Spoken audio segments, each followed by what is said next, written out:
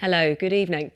One of the first decisive moves Joe Biden made as US president was to rejoin the Paris climate deal. The second was to create a post of special presidential envoy that signalled how seriously the US was taking climate change. He appointed former US Secretary of State John Kerry. Now Kerry's heading to Shanghai to woo China in advance of a virtual climate summit President Biden is hosting next week.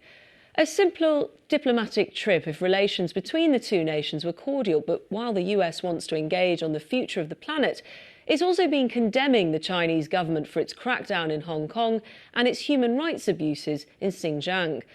What's clear is that without an agreement between the world's greatest polluters, there's little chance of averting dangerous climate change. What's less clear is how you engage with China on climate change, but still manage to criticise it meaningfully on its human rights record. Tonight we explore where those lines are and how President Biden will attempt to bridge them. Here's Aline Makbul. And we were trying to get more onto the environment there and what should happen next, which you did come to. Jeffrey Sachs, we have used up all our time, and I'm sorry to say that, but thank you. The two countries successfully agreed on Paris in 2015. We should build on that. An important point, Jeffrey Sachs. Thank you for your time. Teng Biao, thank you to you. Now, the death of the Big Brother contestant Nikki Graham has brought the dangers of eating disorders back into the spotlight. According to her mother, lockdown had flawed the reality TV star, and she had never seen her so bad in the 3 decades she'd been battling anorexia. She's far from alone. Newsnight has obtained figures showing that successive lockdowns have pushed hospital admissions for people with a life-threatening eating disorder up by almost a third. And despite the government saying it's spending £500 million in the coming year, leading experts say the number of emergency referrals they are seeing for such disorders has quadrupled because of the pandemic. Here's Caroline Turriff.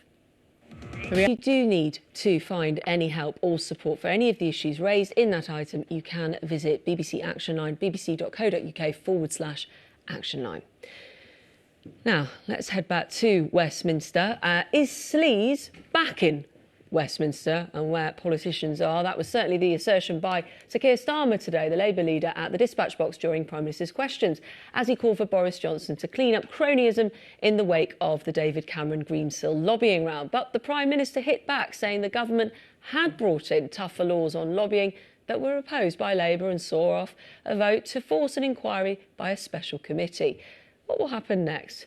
Lucky for us, Nick Fatos, if I come to you first.